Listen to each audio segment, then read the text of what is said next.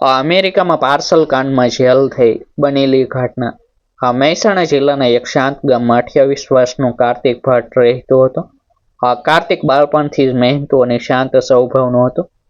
તેના પિતા નાનકડી કરિયાણાની દુકાન ચલાવતા હતા। માતા ગૃહિણી હતી। ઘરની આવક મર્યાદિત હતી। છતાં પરિવાર હંમેશા સંતોષમાં જીવતો હતો। કાર્તિક ભણવામાં સારો હતો। તેણે કમ્પ્યુટરનું શિક્ષણ લીધું હતું। નોકરીની ઘણી જગ્યાએ પ્રયાસ કર્યો, પરંતુ યોગ્ય પગાર મળતો નહોતો। ગામના ઘણા યુવાનોની જેમ તેના મનમાં પણ અમેરિકા જવાનું સપનું હતું। તેને લાગતું હતું કે જો એકવાર અમેરિકા પહોંચી તો પરિવારનું આખું જીવન બદલાઈ જશે। વર્ષોની મહેનત પછી તેને એક કંપનીમાં વર્ક વિઝા પર નોકરી મળવાની તક મળી। પરિવારની ખુશીનો પાર રહ્યો નહીં। ગામના લોકો પણ તેને શુભેચ્છા આપવા ઘરે આવતા રહ્યા। માતાની આંખોમાં ખુશીના આંસુ હતા। પિતાએ દીકરાને આશીર્વાદ આપ્યા। કાર્તિકે પણ વચન આપ્યું કે તે મહેનત કરશે અને પરિવારનું દરેક સપનું પૂરું કરશે। અમેરિકા પહોંચ્યા પછી કાર્તિક ન્યૂ જર્સીમાં રહેવા લાગ્યો। શરૂઆતના દિવસો સહેલા નહોતા। ભાષાનો તફાવત હતો, હવામાન નવું હતું, દરેક વસ્તુ નિયમથી કરવાની હતી। સવારથી સાંજ સુધી કામ કરવું પડતું હતું। કંપનીના ગોડાઉનમાં તે નિયમિત ફરજ બજાવતો હતો। સમયસર પહોંચતો, કોઈ ફરિયાદ આવતી નહોતી। મેનેજર પણ તેના કામથી ખુશ હતો। પગાર મળતો હતો, પરંતુ ટેક્સ, ભાડું, ઇન્સ્યોરન્સ અને રોજિંદા ખર્ચ બાદ બચત ઓછી રહેતી હતી। તેમ છતાં તે દર મહિને પોતાના માતા પિતાને પૈસા મોકલતો। ઘરે ફોન કરીને હંમેશા કહેતો કે બધું સારું ચાલી રહ્યું છે। માતા પૂછતી કે ખાવાનું સમયસર ખાય છે કે નહીં। પિતા પૂછતા કે કામમાં કોઈ મુશ્કેલી તો નથી ને। કાર્તિક હંમેશા હસીને જવાબ આપતો। તે પરિવારને ક્યારેય પોતાની મુશ્કેલીઓ જણાવતો નહોતો। તેને લાગતું હતું કે ચિંતા કરાવવાથી કોઈ ફાયદો નથી। સમય જતાં કાર્તિકના ઘણા નવા મિત્રો બન્યા। તેમાં કેટલાક ગુજરાતી હતા, કેટલાક અન્ય દેશોના હતા। વીકેન્ડમાં બધા મળીને ચા પીતા, ભારતની વાતો કરતા, ગામ યાદ કરતા। દરેક વ્યક્તિ પાસે પોતાની સંઘર્ષની કહાની હતી। કોઈ બે નોકરી કરતું હતું, કોઈ રાત્રે ડિલિવરીનું કામ કરતું હતું, કોઈ દિવસમાં અભ્યાસ અને રાત્રે કામ કરતું હતું। બધાનો એક જ હેતુ હતો, વધુ કમાણી કરવી, સારું ભવિષ્ય બનાવવું। કાર્તિક પણ વિચારતો કે જો થોડો વધારાનો પૈસો મળે તો ભારતમાં ઘરની લોન વહેલી પૂર્ણ થઈ જાય, માતા પિતાને વધુ સારી સુવિધા આપી શકાય, બહેનના લગ્ન માટે બચત કરી શકાય। આ વિચારો તેને સતત પ્રેરતા હતા। એક સાંજે તેની મુલાકાત એક ગુજરાતી યુવક સાથે થઈ। તેનું નામ નિલેશ હતું। તે લાંબા સમયથી ન્યૂ જર્સીમાં રહેતો હતો। વાતોમાં તે ખૂબ આત્મવિશ્વાસી લાગતો હતો। તેણે કાર્તિકને પૂછ્યું કે શું તે માત્ર એક જ નોકરી કરે છે। કાર્તિકે હા કહ્યું।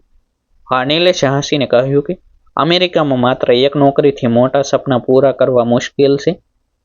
તેણે કહ્યું કે ઘણા લોકો વધારાનું કામ કરીને સારી કમાણી કરે છે। કાર્તિકે રસથી પૂછ્યું કે કેવું કામ।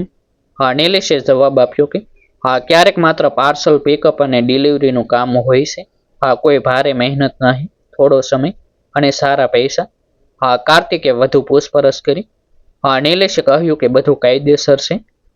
કંપનીઓ સમય બચાવવા માટે આવા લોકોની મદદ લે છે। કાર્તિકે તરત કોઈ નિર્ણય લીધો નહીં। તેણે માત્ર વાત સાંભળી।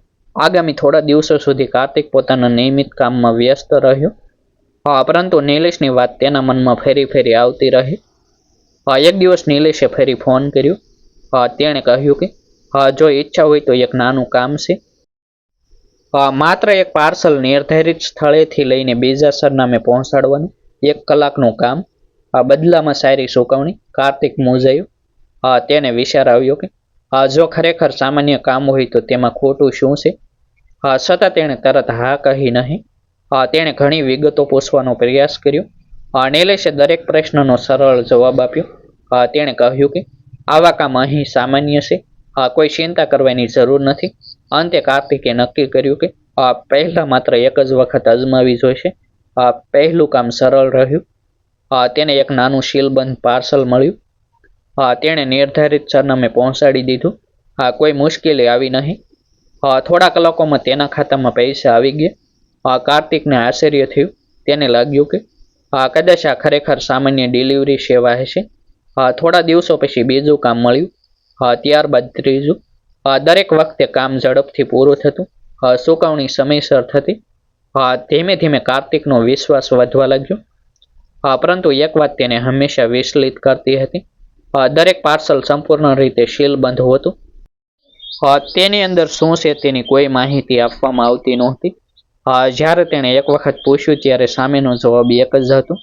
ગ્રાહકની ગોપનીયતા જાળવવાની નીતિ છે. વધુ માહિતી આપવામાં આવતી નથી. કાર્તિકે મનને સમજાવ્યું કે કદાચ મોટી કંપનીઓમાં આવું જ ચાલતું હશે. આ દરમિયાન ભારતમાં પરિવાર ખુશ હતો. કાર્તિક હવે થોડા વધુ પૈસા મોકલવા લાગ્યો હતો. માતાએ કહ્યું કે હવે ઘરનું જૂનું સાપરું બદલી શકાશે. પિતાએ કહ્યું કે દુકાનમાં થોડું નવીનીકરણ કરી શકાય. બહેને ભાઈનો આભાર માન્યો. પરિવારને લાગતું હતું કે કાર્તિકની મહેનતનું ફળ મળવા લાગ્યું છે. કાર્તિક પણ ખુશ હતો. પરંતુ તેના મનના એક ખૂણે નાની શંકા હજુ જીવતી હતી. તેને ક્યારેક લાગતું કે જો બધું સામાન્ય છે તો દરેક વાત એટલી ગુપ્ત શા માટે રાખવામાં આવે છે. પછી તે પોતાને સમજાવતો કે કદાચ અમેરિકાની વ્યવસાયિક પદ્ધતિ અલગ હશે. એક દિવસ સાંજે નિલેશનો ફરી ફોન આવ્યો. તેનો અવાજ આ વખતે થોડો ગંભીર હતો. તેણે કહ્યું કે આવતીકાલે એક ખાસ કામ છે. ચૂકવણી પણ અત્યાર સુધીની સૌથી વધુ મળશે. કાર્તિકે કારણ પૂછ્યું. નિલેશે કહ્યું કે પાર્સલ ખૂબ કિંમતી છે. તેથી વિશ્વાસપાત્ર વ્યક્તિની જરૂર છે. માત્ર ઓળખપત્ર બતાવીને પાર્સલ લેવાનું છે અને નિર્ધારિત સ્થળે પહોંચાડવાનું છે. બસ એટલું જ. કાર્તિક થોડો ગભરાયો. તેણે પૂછ્યું કે પાર્સલમાં શું છે. નિલેશે કહ્યું કે કિંમતી માલ છે. વધુ માહિતી આપવાની મંજૂરી નથી. ચિંતા કરવાની જરૂર નથી. આ બધું વ્યવસ્થિત છે. કાર્તિક આખી રાત વિચારોમાં ડૂબેલો રહ્યો. એક તરફ પરિવારના સપના હતા. બીજી તરફ મનમાં ઊભી થતી શંકા હતી. તેણે ઘણીવાર નક્કી કર્યું કે ના પાડી દેશે. પછી ફરી વિચાર બદલાયો. તેને લાગ્યું કે અત્યાર સુધી તો કોઈ મુશ્કેલી આવી નથી. કદાચ આ કામ પણ સામાન્ય જ હશે. બીજા દિવસે સવારથી જ તેનું મન અશાંત હતું. તેણે નિયમિત નોકરી પૂરી કરી. ત્યારબાદ જણાવેલા સરનામે જવા માટે નીકળ્યો. રસ્તામાં તેને માતાનો ફોન આવ્યો. માતાએ હંમેશાની જેમ પૂછ્યું કે તું બરાબર છે ને. કાર્તિકે હસીને જવાબ આપ્યો. પરંતુ આજે તેની અંદરની ગભરાટ અવાજમાં છુપાઈ શકતી નહોતી. ફોન બંધ કર્યા પછી તેણે ઊંડો શ્વાસ લીધો અને આગળ વધ્યો. સરનામું એક કુરિયર સેન્ટરનું હતું. બહાર સામાન્ય લોકોની અવરજવર હતી. બધું એકદમ સામાન્ય લાગતું હતું. તેણે અંદર જઈને કાઉન્ટર પર પોતાનું ઓળખપત્ર આપ્યું. કર્મચારીએ કમ્પ્યુટરમાં વિગતો તપાસી. થોડા સમય પછી એક મોટું સીલબંધ પાર્સલ તેની સામે મૂકવામાં આવ્યું. કાર્તિકે સાઇન કરવા માટે પેન હાથમાં લીધી. તે ક્ષણે તેને એક અજાણી બેચેની અનુભવાઈ. તેણે આસપાસ નજર ફેરવી. બહાર પાર્કિંગમાં કેટલીક અજાણી ગાડીઓ ઊભી હતી. અંદર બે વ્યક્તિઓ સામાન્ય ગ્રાહકની જેમ ઊભા હતા. પરંતુ તેમની નજર વારંવાર તેની તરફ જતી હતી. કાર્તિકે સાઇન કરી અને પાર્સલ હાથમાં લીધું. તેણે કાઉન્ટર પરથી એક પગલું આગળ મૂક્યું. એટલામાં પાછળથી એક કડક અવાજ સંભળાયો. સર, કૃપા કરીને એક ક્ષણ રોકાશો. કાર્તિક ધીમે ધીમે પાછળ વળ્યો. સામે ઉભેલા લોકો હવે પોતાના ઓળખપત્ર બતાવી રહ્યા હતા. તેમની આંખોમાં ગંભીરતા હતી. કાર્તિકે પાછળ ફરીને જોયું હતું. સામે ઉભેલા બે લોકોએ પોતાનું ઓળખપત્ર બતાવ્યું. તેઓ કાયદા અમલ કરાવતી એજન્સીના અધિકારીઓ હતા. તેમની સાથે થોડા જ પળોમાં બીજા અધિકારીઓ પણ અંદર આવી ગયા. સમગ્ર કુરિયર સેન્ટરમાં શાંતિ છવાઈ ગઈ. એક અધિકારીએ કાર્તિકને શાંતિથી કહ્યું કે પાર્સલ નીચે મૂકો અને તેમની સાથે આવો. કાર્તિકના હાથ કંપી રહ્યા હતા. તેણે તરત જ પાર્સલ નીચે મૂકી દીધું. તેના ચહેરાનો રંગ ઉડી ગયો. તેને સમજાતું નહોતું કે અચાનક શું થઈ રહ્યું છે. તેણે ધીમા અવાજે કહ્યું કે તે તો માત્ર પાર્સલ લેવા આવ્યો છે. અધિકારીએ જવાબ આપ્યો કે તેમને બધું ખબર છે અને આગળની પૂછપરછ દરમિયાન દરેક વાત સ્પષ્ટ થઈ જશે. કાર્તિકને ત્યાંથી લઈને તપાસ કચેરીમાં લઈ જવામાં આવ્યું. રસ્તા દરમિયાન તેના મનમાં એક જ વિચાર ચાલતો હતો કે કદાચ કોઈ મોટી ગેરસમજ થઈ ગઈ છે. તપાસ કચેરીમાં પહોંચ્યા પછી અધિકારીઓએ તેને શાંતિથી બેસાડ્યો. તેને પાણી આપ્યું. ત્યારબાદ પૂછપરછ શરૂ થઈ. તેમણે પૂછ્યું કે આ પાર્સલ લેવા કોણે મોકલ્યો હતો. કાર્તિકે નિલેશનું નામ જણાવ્યું. તેણે કહ્યું કે તે છેલ્લા કેટલાક અઠવાડિયાથી વધારાનું ડિલિવરીનું કામ કરી રહ્યો હતો. તેને પાર્સલની અંદર શું છે તેની કોઈ માહિતી નહોતી. અધિકારીઓએ તેની વાત ધ્યાનથી સાંભળી. ત્યારબાદ તેમણે કેટલાક દસ્તાવેજો અને ફોનના રેકોર્ડ તેની સામે મૂક્યા. તેમાં છેલ્લા ઘણા દિવસોથી ચાલતી વાતચીતની વિગતો હતી. કાર્તિકને ત્યારે ખબર પડી કે આ સમગ્ર નેટવર્ક પર લાંબા સમયથી નજર રાખવામાં આવી રહી હતી. અધિકારીઓએ જણાવ્યું કે આ પાર્સલમાં અંદાજે $6 લાખ કિંમતનું સોનું હોવાનું માનવામાં આવી રહ્યું હતું અને તેની હિલચાલ અંગે અગાઉથી ગુપ્ત તપાસ ચાલી રહી હતી. કાર્તિક આ સાંભળીને સંપૂર્ણ રીતે સ્તબ્ધ થઈ ગયો. તેને વિશ્વાસ જ આવ્યો નહીં કે જે કામ તે સામાન્ય ડિલિવરી સમજી કરી રહ્યો હતો તે આટલી ગંભીર તપાસનો ભાગ બની ગયો હતો. અધિકારીઓએ પૂછ્યું કે અગાઉ તેણે કેટલા પાર્સલ પહોંચાડ્યા હતા. કાર્તિકે સાચી માહિતી આપી. તેણે કોઈ વાત છુપાવવાનો પ્રયાસ કર્યો નહીં. તેણે પોતાના ફોનનો પાસકોડ પણ આપી દીધો.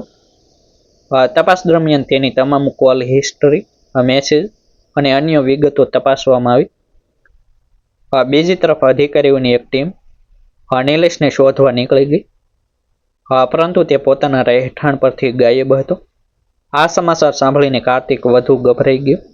હવે તેને સમજાઈ રહ્યું હતું કે કદાચ તે અજાણતા જ એવા લોકોના સંપર્કમાં આવી ગયો હતો જેમના વિશે તેને કંઈ જ ખબર નહોતી.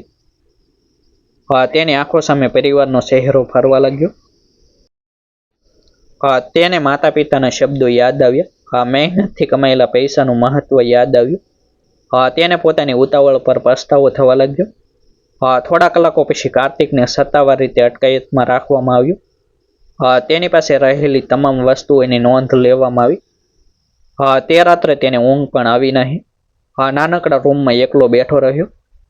તેના મનમાં એક જ સવાલ હતો કે જો તેણે પ્રથમ દિવસે શંકા વ્યક્ત કરીને આ કામ છોડી દીધું હોત તો આજે આ સ્થિતિ ઊભી ન થઈ હોત. બીજા દિવસે તેને ખબર પડી કે ભારતમાં આ ઘટનાના સમાચાર સોશિયલ મીડિયા અને કેટલાક સ્થાનિક સમાચાર માધ્યમોમાં પણ ચર્ચાઈ રહ્યા હતા. મહેસાણામાં તેના પરિવાર સુધી પણ આ વાત પહોંચી ગઈ. માતા આઘાતમાં આવી ગઈ. પિતા કોઈની સામે બોલી શકતા નહોતા. ગામમાં અનેક પ્રકારની ચર્ચાઓ શરૂ થઈ ગઈ. કેટલાક લોકો હકીકત જાણ્યા વગર અલગ અલગ વાતો કરવા લાગ્યા. પરંતુ કાર્તિકનો પરિવાર એક જ વાત કહેતો હતો કે તેમનો દીકરો ઈમાનદાર છે અને સત્ય એક દિવસ જરૂર બહાર આવશે. અમેરિકામાં કાર્તિક માટે કાનૂની પ્રક્રિયા શરૂ થઈ. તેને એક વકીલ મળ્યો. વકીલે કહ્યું કે દરેક વાત સાચી રીતે જણાવવી ખૂબ જરૂરી છે. કોઈ પણ માહિતી છુપાવવાથી મુશ્કેલી વધી શકે છે. કાર્તિકે શરૂઆતથી અંત સુધીની દરેક ઘટના વિગતે જણાવી. તેણે કહ્યું કે તેની ઈચ્છા ક્યારેય કોઈ ગેરકાયદેસર કામ કરવાની નહોતી.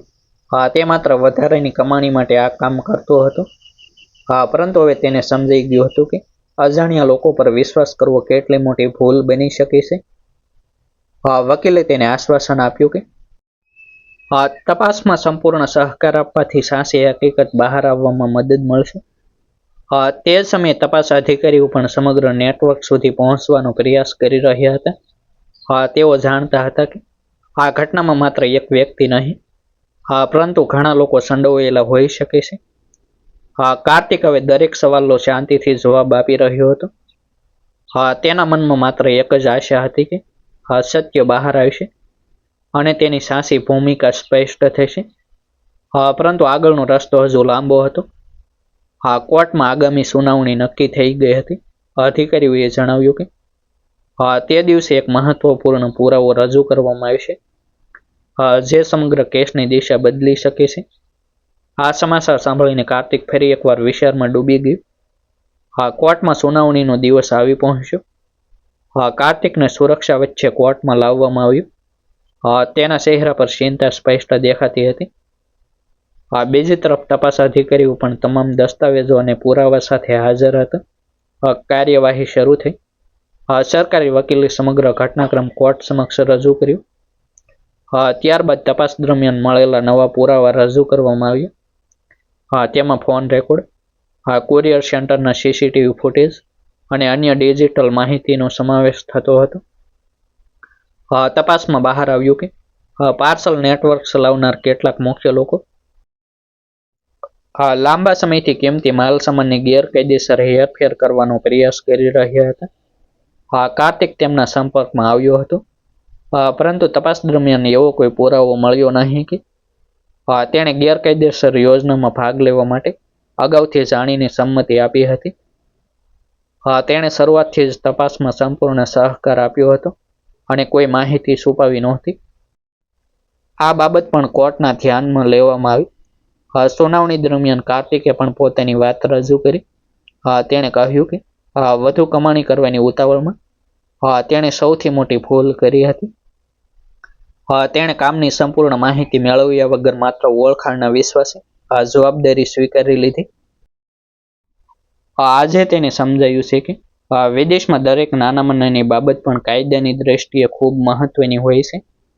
અજાણ્યા વ્યક્તિ માટે પાર્સલ ઉઠાવવું કે પહોંચાડવું ગંભીર પરિણામ લાવી શકે છે. કોર્ટમાં બેઠેલા ઘણા લોકો તેની વાત ધ્યાનથી સાંભળી રહ્યા હતા. આખરે ન્યાયાધીશે કહ્યું કે દરેક વ્યક્તિએ પોતાની જવાબદારી સમજવી જોઈએ અને કોઈ પણ કામ કરતા પહેલા તેની કાયદેસરતા વિશે સંપૂર્ણ ખાતરી કરવી જોઈએ. કોર્ટનો નિર્ણય જાહેર થયો. તપાસમાં સહકાર અને ઉપલબ્ધ પુરાવાઓને ધ્યાનમાં રાખીને કાર્તિક સામેનો કેસ તેની વાસ્તવિક ભૂમિકાના આધારે આગળ વધારવાનો આદેશ આપવામાં આવ્યો. જ્યારે સમગ્ર નેટવર્કના મુખ્ય આરોપીઓ સામે કડક કાર્યવાહી ચાલુ રાખવાનો નિર્દેશ આપવામાં આવ્યો. કેટલાક મહિનાઓ પછી કાર્તિક પોતાના પરિવાર સાથે ફરી વાત કરી શક્યો. માતાના અવાજમાં રાહત હતી. પિતાએ તેને માત્ર એક જ વાત કહી, સાચા રસ્તે ચાલજે. મહેનતનો રસ્તો લાંબો હોય છે પણ સુરક્ષિત હોય છે. કાર્તિકે નક્કી કર્યું કે હવે જીવનમાં ક્યારેય સરળ કમાણીની લાલચમાં કોઈ નિર્ણય નહીં લે. તેણે બીજા ભારતીય યુવાનોને પણ એક જ સલાહ આપી કે વિદેશમાં કોઈ અજાણી વ્યક્તિ માટે પાર્સલ દસ્તાવેજ કે કિંમતી વસ્તુ ક્યારેય પોતાની જવાબદારી પર સ્વીકારવી નહીં. દરેક કામ કરતા પહેલા તેની સંપૂર્ણ માહિતી અને કાયદેસરતા તપાસવી જરૂરી છે. એક નાની બેદરકારી આખું જીવન બદલાવી શકે છે. કાર્તિકની આ ઘટના અનેક લોકો માટે ચેતવણી બની. મહેનતથી મળેલી સફળતા કદાચ ધીમે મળે, પરંતુ તે સાચી અને ટકાઉ સફળતા હોય છે. ડિસ્ક્લેમર: આ સ્ટોરી સત્ય ઘટના આધારિત કાલ્પનિક રજૂઆત છે, જેની દરેક મિત્રોએ નોંધ લેવી. આભાર.